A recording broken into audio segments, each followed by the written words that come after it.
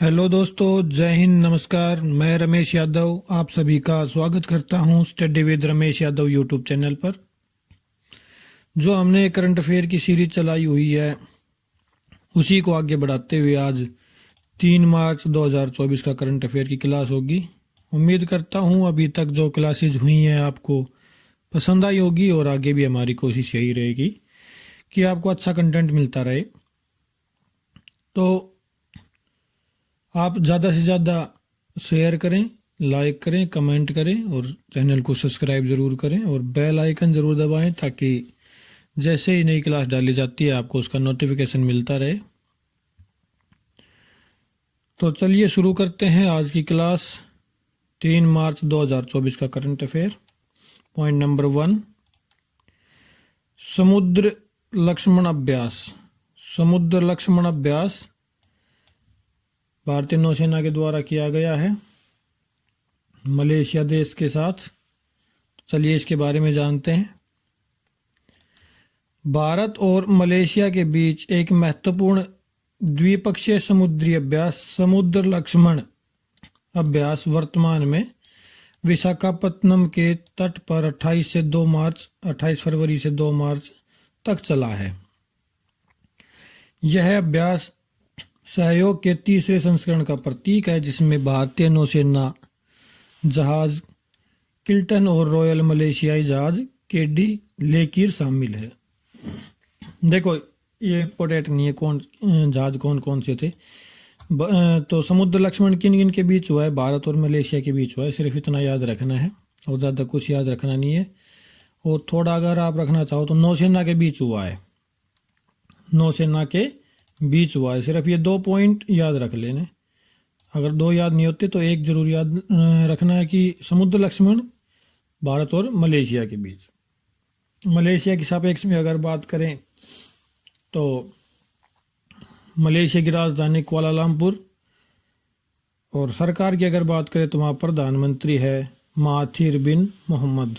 Malaysia एक Islamic state है, इस्लाम ज़्यादा है वहाँ पे, मुस्लिम लोग की बहुलता है वहाँ पर मलेशिया में। और इंडोनेशिया के साथ साथ लगता हुआ दक्षिणी चीन सागर, थाईलैंड की खाड़ी के साथ साथ लगता हुआ मलेशिया देश है।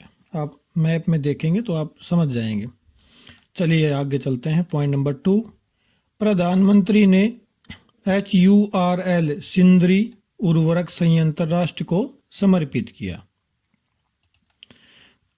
मतलब एक संयंत्र है, उर्वरक बनाता है, वो प्रधानमंत्री ने उसका उद्घाटन कर दिया है।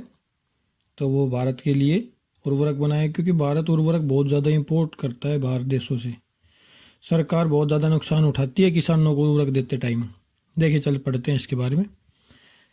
भारत के प्रधानमंत्री नरेंद्र मोदी ने झारखंड के धनबाद के सिंदरी में हिंदुस्तान उर्वरक और रसायन लिमिटेड सिंदरी उर्वरक संयंत्र को समर्पित करके आत्मनिर्भरता की दिशा में देश की यात्रा में एक महत्वपूर्ण क्षण को चिन्हित किया।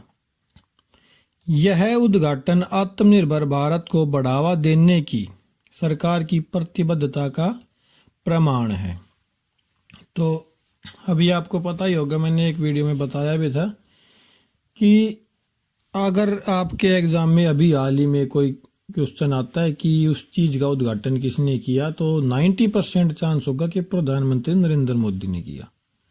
अगर आपको नहीं भी पता और तुक्का मारना चाहते हो तो प्रधानमंत्री नरेंद्र मोदी पे टिक लगा देना, क्योंकि जो 5 साल क्या 9 साल में जो उद्घाटन नहीं हुए वो अभी 2-3 महीने में हो जाएंगे। तो ये चीज़ याद रखना। झारखंड में है ये, उर्वरक बनाती है कंपनी और सबसे ज़्यादा सब्सिडी सरकार उर्वरक में देती है। जैसे DAP का जो एक बोरी जो आता है 50 किलो का, वो लगभग सरकार को 2700-2800 का पड़ता है, लेकिन किसानों को 1300-1350 में सरकार देती है। तो इतनी सब्सिडी देती है तो सरकार बहुत ही नुकसान उठाती है। तो भारत की अच्छी पहल है ये उर्वरक अगर देश में बनेगा तो इंपोर्ट नहीं करना पड़ेगा। झारखंड के बारे में अगर हम बात करें, झारखंड की राजधानी रांची है और जमशेदपुर जो शहर है वो झारखंड में ही है। राज्यपाल की बात करें तो सीपी राधाकृष्णन यहाँ के राज्यपाल हैं। मुख्यमंत्री चंपई सोरेन यहाँ के मुख्यमंत्री जो अभी हाल ही में बने थे। तो आप कमेंट करके बताएं कि कौन से मुख्यमंत्री, उनका क्या नाम था जिनको अरेस्ट कर लिया गया था ईडी के द्वारा। आप उनका नाम कमेंट में जरूर बताएं। चलिए आगे चलते। पॉइंट नंबर 3, हैदराबाद में 21 फीट ऊंची महाराणा प्रताप की प्रतिमा का अनावरण। बहुत बड़ी बात है क्योंकि हैदराबाद में मुस्लिम बहुल क्षेत्र है और वहाँ ऐसी चीज़ें ज़्यादा होती नहीं है, लेकिन बहुत अच्छी बात है। अब भाईचारा बढ़ रहा है हिंदू और मुसलमानों का, लेकिन कुछ पार्टियां ऐसी है जो बढ़ने देती नहीं है। तो हैदराबाद में 21 फुट ऊंची महाराणा प्रताप की प्रतिमा लगाई गई है। चलिए इसके बारे में जानते हैं।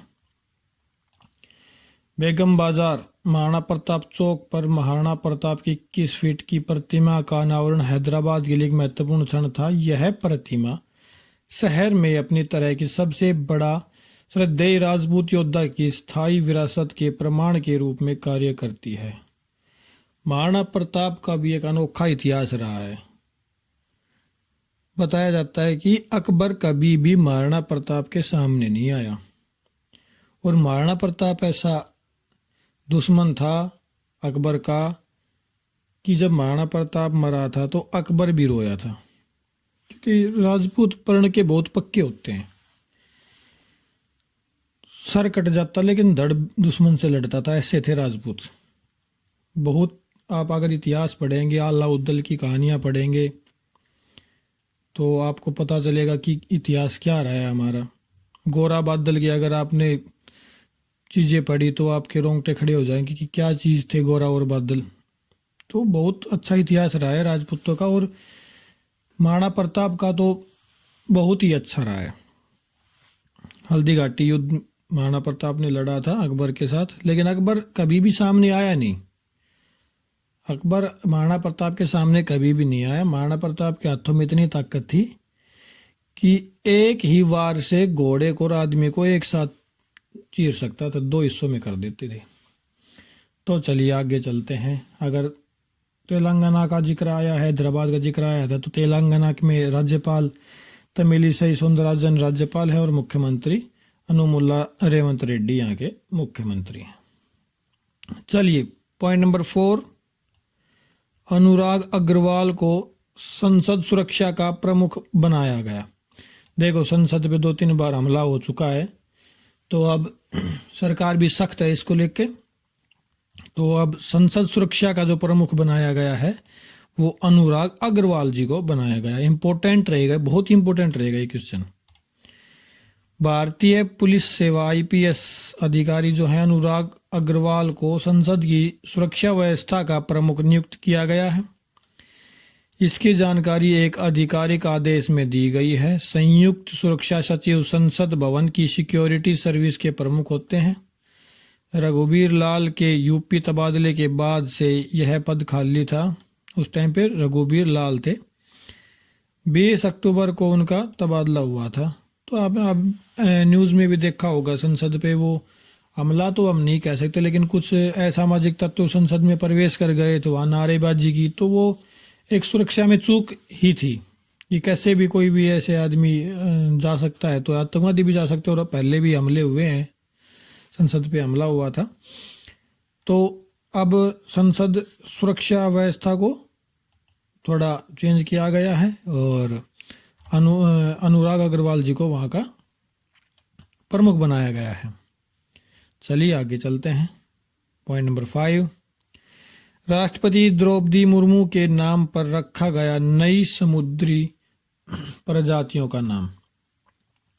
तो जो भी अब समुद्र में नई प्रजाति मिली है मछली की कोई, तो उसका नाम द्रौपदी मुर्मू के नाम पर रखा गया है। देखते हैं इसके बारे में पढ़ते हैं। भारतीय प्राणी सर्वेक्षण ने पश्चिम बंगाल और उड़ीसा तटों पर खोजी गई समुद्री हेड सील्ड समुद्री स्लग की एक नई प्रजाति की पहचान की है और उसका नाम रखा है। मेलानोक्लामिस द्रौपदी नाम की इस विशिष्ट प्रजाति पर एक रूबी लाल धब्बा होता है और इसमें अद्वितीय विशेषताएं होती है जो इसे अन्य समुद्री स्लग से अलग करते। तो स्लग जो मिले हैं उनका नाम रखा गया है द्रौपदी मुर्मू जी के नाम पर। कहाँ मिला है ये? उड़ीसा और पश्चिम बंगाल के तट पर, बंगाल की खाड़ी में मिला है। तो चलिए आगे चलते हैं। पॉइंट नंबर 6, जम्मू में 1 मार्च से शुरू हुआ 4 दिवसीय तवी महोत्सव। तो तवी महोत्सव कहाँ हुआ है, कहाँ आयोजन हुआ है? जम्मू में आयोजित किया गया है। इंपॉर्टेंट रहेगा क्वेश्चन। चलिए इसके बारे में थोड़ा जानते हैं। जम्मू और कश्मीर ग्रामीण आजीविका मिशन की छत्रछाया में महिला स्वयं सहायता समूह जम्मू में आगामी 4 वर्षीय तवी महोत्सव में एक महत्वपूर्ण छाप छोड़ने के लिए तैयार है। तो ये इतना याद करना है कि तवी महोत्सव कहाँ हुआ है, तो जम्मू कश्मीर में हुआ तवी महोत्सव। तो सिर्फ इतना ही याद करना, 4 दिवसीय महोत्सव था, हुआ कहाँ है? जम्मू में हुआ है। चलिए आगे चलते हैं। पॉइंट नंबर 7, भारतीय वैज्ञानिकों ने केले के रेशे से बनाई इको वुंड ड्रेसिंग। तो ये क्या चीज़ है, इसके बारे में जानते हैं। एक अभूतपूर्व पहल में विज्ञान और प्रौद्योगिकी विभाग से संबद्ध एक स्वायत्त संस्थान institute of advance study in science and technology के शोधकर्ताओं ने केले के छद्म तने, जिसे आमतौर पर कृषि अपशिष्ट माना जाता है, को सफलतापूर्वक पर्यावरण के अनुकूल घाव ड्रेसिंग सामग्री के में परिवर्तित किया है। जैसे अभी कहीं लग जाती है तो उसकी ड्रेसिंग करने के लिए हम कॉटन का इस्तेमाल करते हैं, रुई का इस्तेमाल करते हैं जो कपास से बनती है। लेकिन उन्होंने क्या किया कि केले के पत्ते से एक तरीके से कोई रुई टाइप की तैयार की है जिससे घाव पे ड्रेसिंग की जाए। तो बहुत अच्छा है, कुछ वैज्ञानिक नया कर रहे हैं। तो ये क्वेश्चन आ सकता है कि भाई किससे तैयार किया गया है ड्रेसिंग के लिए नया प्रोडक्ट? तो वो केले के छिलके से तैयार किया गया है। चलिए आगे चलते हैं। पॉइंट नंबर 8, पहले स्वदेशी रूप से निर्मित हाइड्रोजन इलेक्ट्रोलाइजर का एल&टी ने किया उद्घाटन। तो पहला है इसलिए इम्पोर्टेंट है, स्वदेशी है इसलिए मोस्ट इम्पोर्टेंट है, और हाइड्रोजन इलेक्ट्रोलाइजर है एल&टी कंपनी ने बनाया है। चलिए इसके बारे में जानते हैं थोड़ा। लॉर्सन एंड टुब्रो ने गुजरात के हजीरा में ग्रीन हाइड्रोजन प्लांट में अपना पहला घरेलू निर्मित इलेक्ट्रोलाइजर चालू करके स्वच्छ ऊर्जा के क्षेत्र में एक बड़ी उपलब्धि हासिल की है। यह एल&टी इलेक्ट्रोलाइजर्स लिमिटेड के घरेलू इलेक्ट्रोलाइजर विनिर्माण में प्रवेश का प्रतीक है, जो टिकाऊ ऊर्जा समाधानों को आगे बढ़ाने के लिए कंपनी के समर्पण को दर्शाता है। तो कहाँ किया गया है और किसने किया है, ये इंपॉर्टेंट रहेगा। 2 पॉइंट आपको याद रखने हैं। गुजरात में किया गया है, एल&टी कंपनी के द्वारा किया गया है। 2 चीज़ें आपको मोस्ट इम्पोर्टेंट रहेगी, याद रखनी है। गुजरात के अगर बारे में बात करें तो आपको पता ही होगा, गांधीनगर यहाँ की राजधानी है, और राज्यपाल आचार्य देवव्रत, राज्यपाल मुख्यमंत्री भूपेंद्र पटेल यहाँ के मुख्यमंत्री हैं, और कठियावाड़, प्रायद्वीप, गिरनार पहाड़ियाँ, कच्छ पहाड़ियाँ, कच्छ का रण, ये सभी गुजरात में ही है। और भाई सूरत हीरो के लिए जाना जाता है, हीरो की नगरी सूरत, तो सूरत भी गुजरात में ही है। चलिए आगे चलते। पॉइंट नंबर 9, देश का पहला सेमीकंडक्टर फैब गुजरात में स्थापित किया जाएगा। तो अभी आपको पता होगा सेमीकंडक्टर बाहर से इंपोर्ट किए जा रहे हैं, चाइना से, ताइवान से इंपोर्ट होते हैं, और सबसे ज़्यादा तो चाइना से ही इंपोर्ट हो रहे हैं। कुछ एक रसिया से भी इंपोर्ट होते हैं, और अमेरिका से भी आ रहे हैं, क्योंकि सेमीकंडक्टर, हर चीज़ में सेमीकंडक्टर लगते हैं। जो आपके हाथ में मोबाइल है इसमें बहुत सारे सेमीकंडक्टर हैं। चलिए देखते हैं इसके बारे में। केंद्रीय मंत्रिमंडल ने पावरचिप ताइवान के सहयोग से टाटा समूह द्वारा बनाए जाने वाले देश के पहले सेमीकंडक्टर फैब को मंजूरी दे दी। इस सेमीकंडक्टर फैब की स्थापना धोलेरा गुजरात में की जाएगी।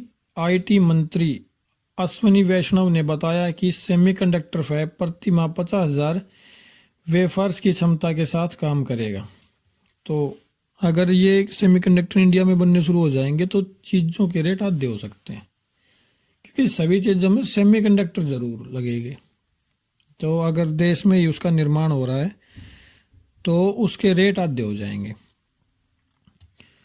तो ताइवान देश के बारे में अगर बात करें तो ताइवान की राजधानी ताइपे है और चाइना के साथ में लगता हुआ है ताइवान। तो चाइना अपना अधिकार बताता है कि ये हमारे अधिकार क्षेत्र में है, लेकिन ताइवान अपने आप को स्वतंत्र साबित करने के लिए कभी कुछ करता रहता है। द्वीपीय देश है एक। साई इंग वेन यहाँ की राष्ट्रपति हैं और जो पहली महिला राष्ट्रपति बनी थी साई इंग वेन। तो आज के लिए इतना ही, फिर मिलेंगे।